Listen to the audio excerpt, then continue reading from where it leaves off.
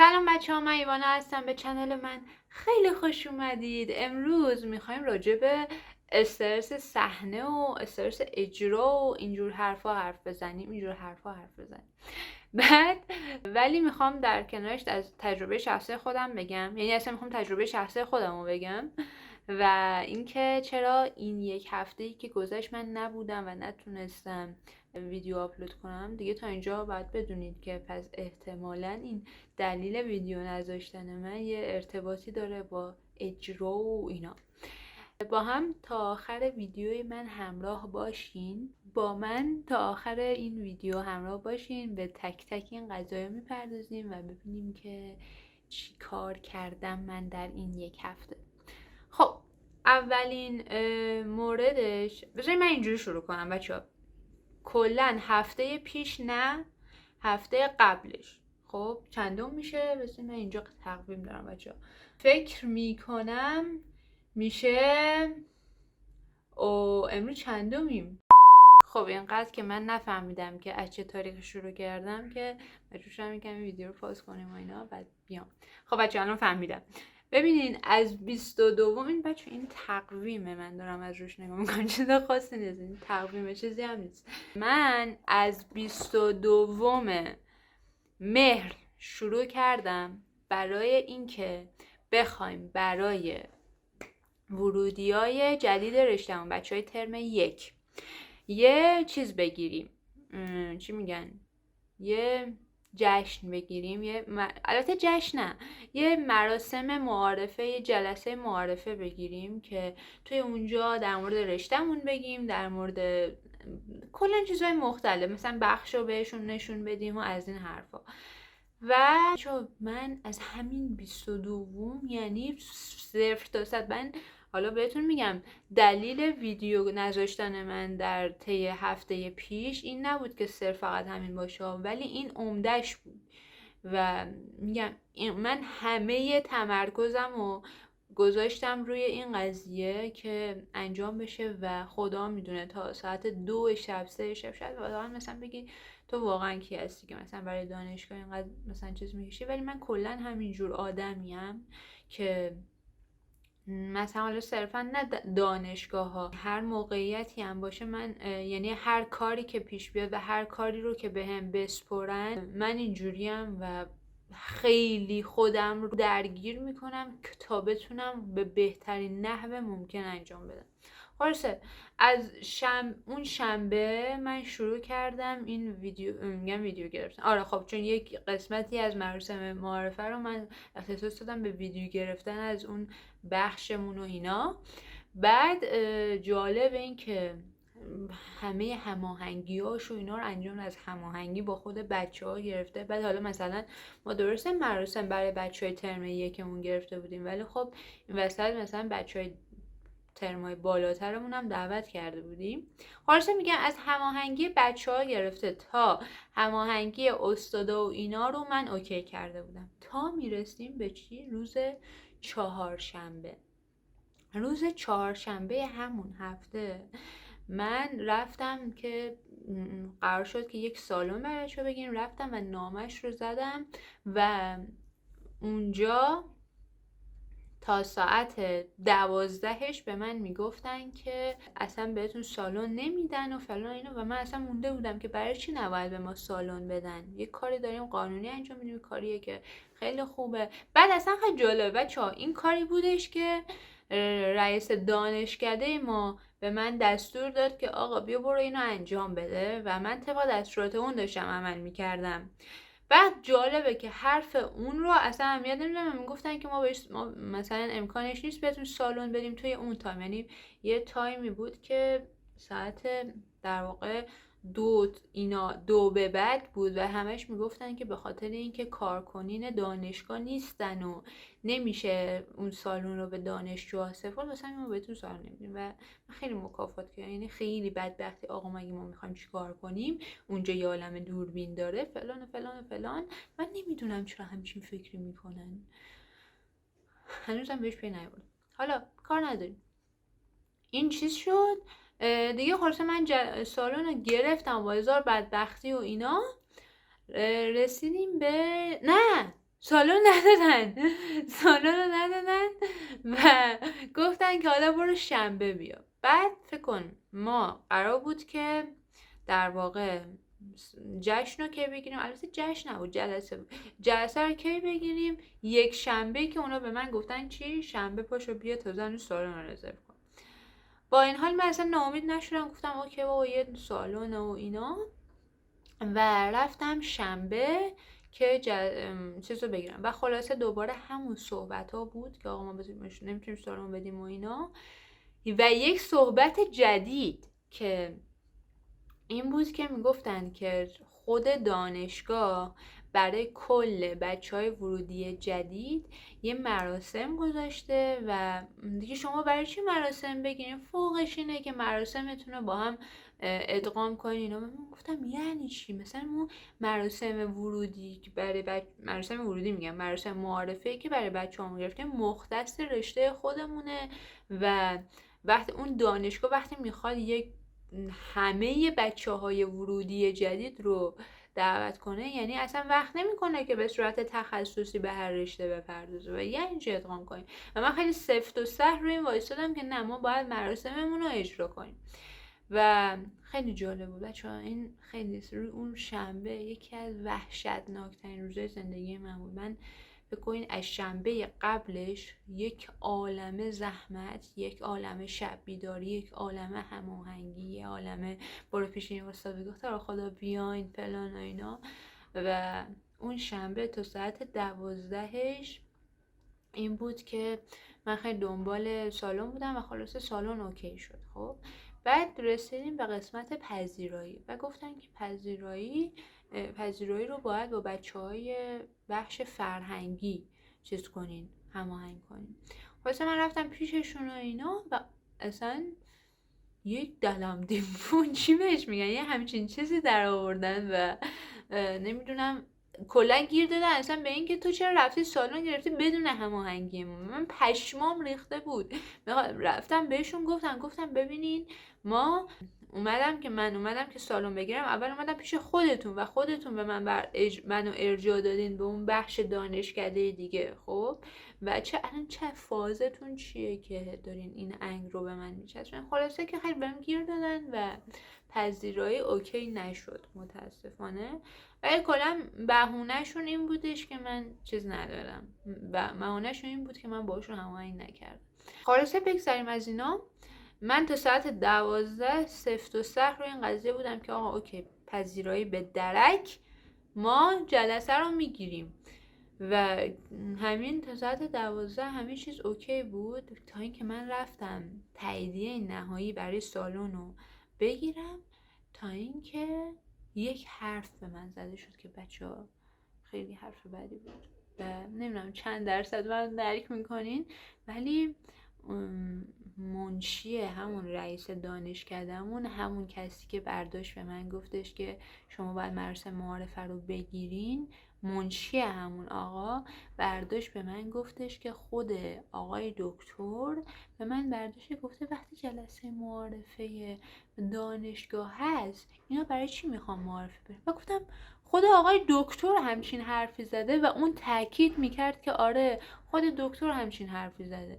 و کنید من تا ساعت 12 یعنی کمتر از 12 ظهر بعد 24 ساعت مونده بود به این که من بخوام مراسمم رو بگیرم، این حرف به من زده شد که خود دکتر اصلا گفته نیازی نیست که جلسه رو بگیریم. و من این حرف رو که شنیدم اصلا گفتم، یعنی یه حالت شوک بودم، یه حالت این که همه زحماتم به باد رفته، یه حالت این که اون همه کار کردی سجده ولی هیچکی ندید. خب ببینید بچه من عقده دیده شدن ندارم ولی این توقع رو داشتم که هیچ کاری هم نکنن، حداقل اجازه بدن که این مراسم برگزار بشه. به هر حال زحمات ما به اونجا به نمایش در بیاد. حالا جهنم و این که مثلا نخوان اصلا تشکری بکنم بگن اصلا وظیفتون بوده و فلان و فلان اینا، ولی من دوست داشتم که این باشه. و وقتی که این حرفو شنیدم از سمت منشیه گفتم واقعا یعنی آقای دکتر این حرفو زده، خب پس هیچی، انگار که اوکی جلسه رو کنسل میکنیم.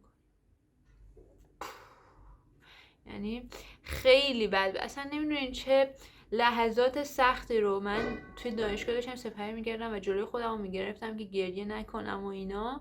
و تا اینکه دیگه زنگ زدم به بچه ها گفتم معارفه کنسله و به تک تک اساتیدی که بهشون سپرده بودم که تو رو خدا بیاین و بعضیشون حضوری رفته بودم بهشون گفته بودم. و باز فکر کنین همه اونا اومده بودن میپرسیدن چرا جلسه کنسل شده و از اینجور داستانه. باز فکر کنین همه اونا باز دوباره از من فیدبک میخواستن که آقا چرا کنسل شده، دلیل کنسلی، و من باید توی اون اوج ناراحتیم به تک تک اینا توضیح میدم. چقدر سخت بود. یعنی اون روز ظهر شنبه برای من جهنم بود و فقط دوست داشتم که برم و یه جایی هیچ ارتباطی با هیچکی نداشته باشم و فقط بتونم به حال خودم زار بزنم. خیلی حالم بد بود چون من بچه‌ها نمیدونم این عمق زحمت من رو، زحمتی که توی اون یک هفته کشیدم و چجوری براتون عنوان کنم که شاید یه مقدار براتون ملموس بشه و بتونید من درک کنید. ولی از 0 تا 100 خود 100 خودمو، یعنی از 0 بخوایم تا 100 نمره بدیم، من واقعا 100 خودمو گذاشتم. اینجوری بگم که من برای دکلمه اول اجرا رفتم یک عالمه سرچ کردم و فکر کنیم بچه ها من میخواستم که برای همون قسمت دکلمه یا آهنگ بی کلام بذاریم و نزدیک 3-4 ساعت خب من و حتی یکی از دوستام دنبال این بودیم که مثلا یعنی من کمک میگرفتم ازش که یک آهنگ مناسب اجرام درست کنیم، بماند که یه جوری زحمت‌های دوستامم به هدر شد. ولی خب این وسط خودم خیلی ضربه خوردم و اون روز واقعا روز خیلی جهنمی بود برام و خیلی جالب بود که من اصلا حال خوبی نداشتم. اومدم خونه و مادر من اون موقع تو خونه بود و متوجه شد که اصلا اوضاعم خوب نیست و خیلی خیلی بد و خیلی رادش میفتم اشک داشت چشمام جمع میشه. بعد دیگه خلاصه که این حال من اینجوری گذشتش اینقدر حالم بد بود حتی نمیتونستم برای مامانم توضیح بدم تا اینکه عصر شد یه مقدار از ماجرا رو برای مامانم توضیح دادم. مامانم برداشت گفتش که تو خودت مثلا با رئیس اون خانوم و رئیست که برداشته گفته کنسل کنین حرف زدی؟ مطمئنی که اون حرف زده؟ و من گفتم نه دیگه، وقتی منشیش اومده همچین حرفی زده یعنی اون برداشته بهش گفته دیگه، برای چی منشیش بسن بخواد چیزی بگه؟ بعد مامان من گفت حالا زنگ بزن به همین یارو همین دکترتون و بهش بگو، بهش توضیح بده، حداقل از زحماتت بگو، از اینکه چه کارایی کردی و فکر نکنه که تو مثلا هیچ کاری نکردی و الان که کنسل شده که خب هیچ. بعد دیگه خلاصه من با صحبت‌های مامانم و اینا تصمیم گرفتم که زنگ بزنم به حسین. بهترین تصمیمم از نظر خودم همین بود که زنگ بزنمش و ببینم که واقعا درک میکنه داستان رو یا نه. زنگش زدم و برداشت گفتش که خلاصه تماسمون رو بگم، برداشت گفتش که من اصلا همچین حرفی نزدم. What the fuck. آره. بعد و من اونجا مونده بودم که شما همچین حرفی نزنید. من تا ساعت 12 اون روز، 12 امروز، یعنی مثلا با منشیتون صحبت میکردم، هماهنگ کردیم. اصلا چه لزومی داره منشیتون همچین حرف بزنه وقتی خودش مثلا سالن منو هماهنگ کرده و اینا؟ و برداشت گفت به هر حال من همچین حرفی نزدم. و من میبینین بیشتر حالم بد شد. یعنی این وسط این که این حرف زده نشده و یه حالت احساس گناه بود برای من، خب که این حرف اصلا از سمت کسی زده نشده و من اومدم با صرف حرف یک نفر این تصمیم رو گرفتم و خودم، این قسمت بعد ماجراست، و خودم مراسمی که اینقدر براش زحمت کشیدم و همه جونم رو براش گذاشتم و خودم کنسل کردم. و این فکر داشت مثل جارو برقی همه وجود منو میبلید و من گریه میکردم. یعنی حال من از اینکه بهتر بشه بدتر شده. دیگه خلاصه که خیلی حالم بد بود و اونجا تصمیم گرفتم که زنگ بزنم به صمیمیترین دوستم و اونجا دیگه، یعنی میگم اگر که اون نبود قطعا من یک چیزی که هستش بچه‌ها، من خیلی به مسائل مختلفی میکنم، حتی به کوچیکترین مسائل فکر میکنم. خب اصلا اینجوری بگم اورتینگ در من زیاد ترین بخش ماجرا رو تشکیل میده و میگم اگر که اون شب این قضایا، یعنی مثلا دوست من نبود و با من حرف نمیزد، این قضیه تا مثلا 1 ماه 2 ماه بعد ادامه پیدا میکرد و من مطمئنم سر این قضیه خودمو میکشتم، اینقدر که درگیری روحی روانی پیدا میکردم و اصلا مریض میشم بچه‌ها. اینقدر که میگم شدت و تاثیرگذاری اوورتینگ در من زیاده که من حتی مریض میشم. بعد ای بابا بعدش چیز بود، انگار که خلاصی صحبت کردیم و من خیلی حالم بهتر شد، خیلی، یعنی تقریبا به یه آرامش نسبی رسیدم. ولی میگم من آخه وقتی کسی مثل من که اینقدر اورتینگ درش زیاده، قطعا مثلا با 1 ساعت مثلا 1 2 ساعت حرف زیاد مثلا تغییراتی درش رخ نمیده. درسته خیلی آروم شدم ولی اون فکره بازم تو سر من بود و مدام باش درگیر بودم و باش حرف می‌زدم، یعنی خودم رو می آوردم جلو و باهاش سرزنشش میکردم و نمیدونم اون استادی که اون حرفا رو به من زد، نمیدونم اون منشیه که این حرف زد، همه اینا رو آورده بودم مثل اینکه روی میز محاکمه است و همه رو داشتم چیز میکردم، باهاشون حرف میزدم و این ماجرا تموم شد. یعنی میگم این فکرای من، این درگیریای من بود تا روز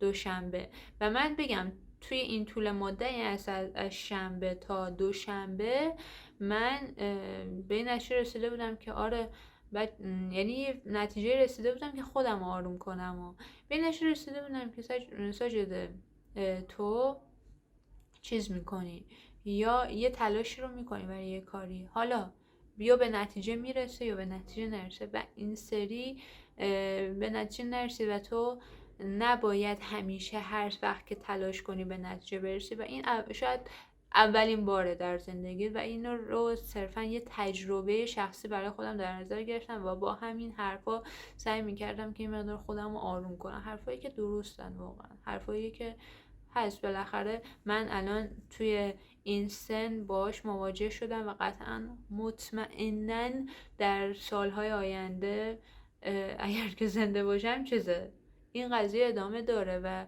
ممکنه که 10 برابر این هفته‌ای که گذشت من تلاش کنم و آخر سر هیچ تموم شه بره. بعد اینو بگم، این از این ماجرا که از شنبه تا دوشنبه من این درگیری رو داشتم تا ولی یه مقدار آرومتر شده بودم و اصلا کلا بی خیال برگزاری جشن و اینا شده بودم تا رسیدیم روز دوشنبه و یک استاد دیگه‌مون که من با اونم هماهنگ کرده بودم که برای اون مراسم بیاد اومد، یعنی ما باهاش کلاس داشتیم و همون اول کلاس برداشت به من گفتش که چرا مراسم کنسل شده، تو چرا، من خودم دیدم که تو چقدر زحمت کشیدی و نباید اینو مراسم کنسل میکردی و من اونجا بهش گفتم مثلا اینجور اتفاقات افتاده، حالا به صورت غیر مستقیم بهش گفتم. بعد دیگه برداشت گفتش که من خودم دوباره صحبت میکنم، یعنی اون یه بار اون محرک من شد که من دوباره بخوام راجع به مسئله فکر کنم و حالا واقعا ازش ممنونم. یعنی اینجوری بهتون بگم که بچه‌ها من وقتی راجع به یه مسئله خیلی فکر میکنم اون مسئله هیچ وقت از بین نمیره مگر اینکه یک دغدغه دیگه توی ذهن من ایجاد بشه تا من بتونم کمتر به اون قضیه فکر کنم، نه اینکه بخواد 0 بشه ها، نه خیلی کم میشه.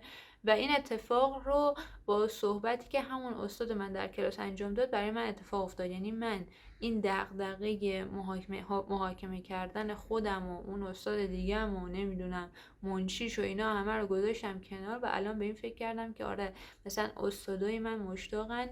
بعد دانشجوهایی که حالا ترمای پایینی ما بودن میومدن به من میگفتن که آقا چرا جشن رو میگم آره جشن، من میگم جشن بهشون فکر نکنین جشن مراسم بود جلسه بود. میگفتن که چرا جلسه ما رو برگزار نکردین و ما خیلی سوال داریم و از این حرفا. و همه این حرفا بود که من دوباره یه جورایی چیز بشم، این چی میگن، جرقه تحرک جرقه انگیزه در من روشن بشه و من بتونم دوباره پی کارا رو بگیرم. خلاصه دوباره رفتم و خود میگم همین استادم که باش کلاس داشتیم با هم صحبت کرد و گفت من میرم با همین رئیس حرف میزنم و از این جارستانم و یه کاری میکنیم که دوباره این جشن به هر حال برگزار بشه.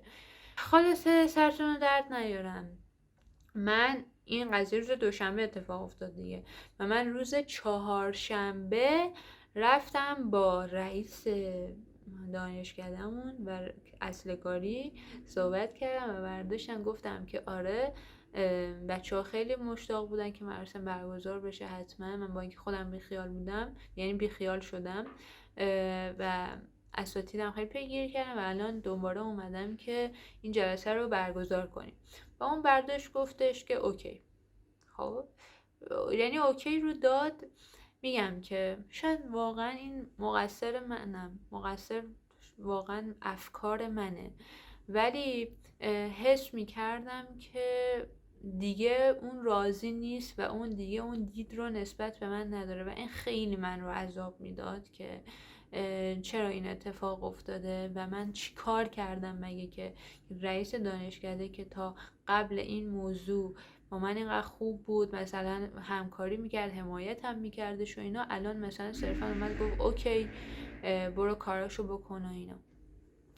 ولی خب بگذاریم دیگه، این اتفاق افتاد و من چیز کردم، فقط روی این قضیه فوکوس کردم که آره ساجد تو باید چیز کنی، این مراسم رو در یک حد معقولی برگزار کنیم و شروع کردن دوباره پیگیری سالن که این دفعه اصلا به همون سالن ندادن. حالا دلیلشون هم این بود که نمیدونم جلسه معاونین هستش و جلسه های مهمتر هستش و اینا و دیگه خلاصه با همچین چیزایی. حالا امیدوارم که راست باشه و منو نپیچونده باشن، ولی این با این جور حرفا من رو چیز قانع کردن که آقا ما نمیتونیم بهتون سالن بدیم و دیگه ما مجبور شدیم که یکی از کلاس‌های بزرگ دانشگاه رو بریم بگیریم. و چی بود دیگه؟ بحث پذیرایی هم بود که اونم چون دیدم که فرنگی ها خیلی کلن دنبال اینن که از حداقل مثلا یک هفته پیش، مثلا یک هفته 10 روز پیش بعد باشون هماهنگ کنی، باشون حرف بزنی. اینو گفتم پس قضیه پذیرایی از همین الان کنسل و نمیخواد که اجرا بشه. بعدش دیگه این هفته هم گذشت، یعنی بچه ببین ما رسیدیم به دومین هفته و وارد هفته چندم میشیم؟ سوم. هفته سوم دقیقا روز اولش یعنی همون روز شنبه، یعنی از 22 مهر بچه فکر کنین من درگیر ماجرا بودم تا 29م. نه اشتباه گفتم تا 6م تا 6م آبان من درگیر این موضوع بودم و 6م آبان ما جلسه رو برگزار کردیم توی همون کلاس.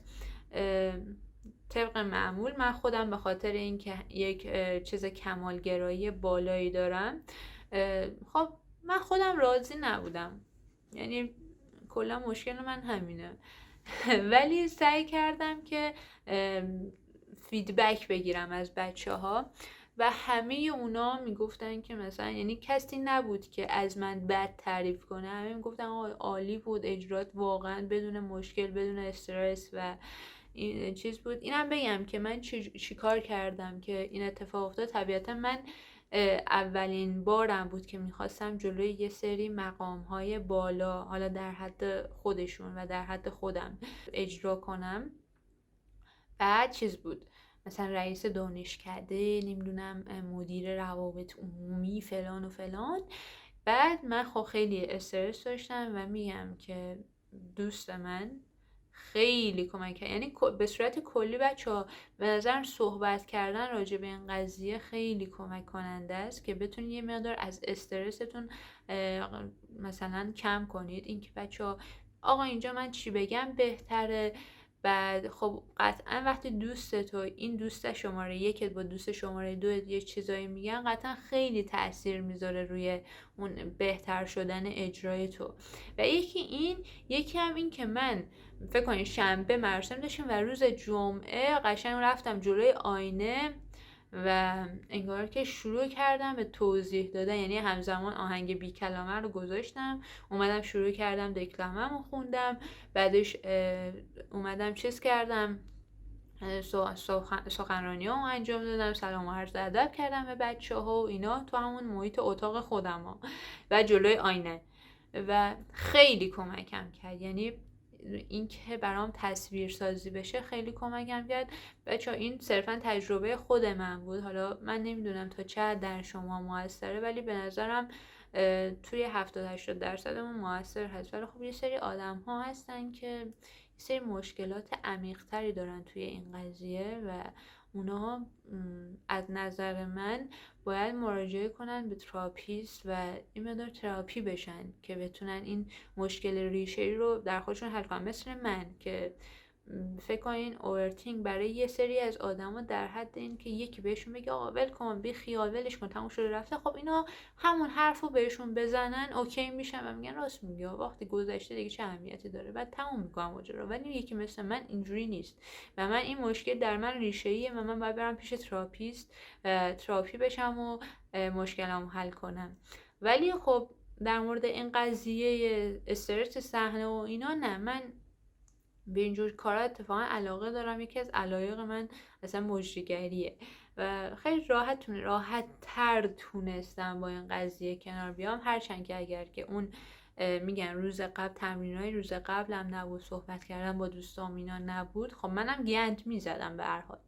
ولی در کل ما کلاس 13 بود، یک کلاس خیلی بزرگی بود و ما اونجا و چیزمون رو اجرا کردیم، برنامه‌مون رو اجرا کردیم. من خیلی استرس داشتم، یعنی استرس در من داشت فوران میکرد ولی هیچ کس هیچ پی نبرد و این همین قابلیتی بود که من حداقل از این لحاظ خوشحالم به خاطر خودم که کسی متوجه استرس من نشد. حالا چه زمانی که اجرا میکردم چه زمانی که کنار بودم و حالا بچه‌ها میومدن حرف میزدن، استادا میومدن حرف میزدن و اینا و این خیلی برای من خوشحال کننده بود که بچه‌ها فیدبک هایی که ازشون گرفتم عالی بود. و یه نکته مهم این که مدیر روابط عمومی رو بهتون گفتم توی مراسم بود و اومد به من درخواست همکاری داد. برداشت گفتش که چیز کنیم مثلا ما برای اجراهای بزرگتر، حالا اینجا رئیس دانشکده بود، در ادامه ریاست خود دانشگاه، حالا معاونینشون و اینا میان و